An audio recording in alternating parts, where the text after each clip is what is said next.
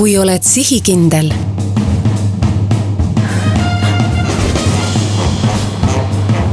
ja avatud meelega ning märkad detaile,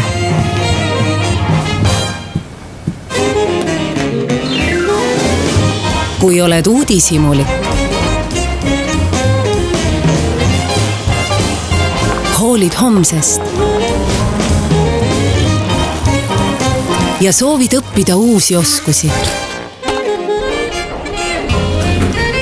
Kui oled tähelepanelik, võtad initsiatiivi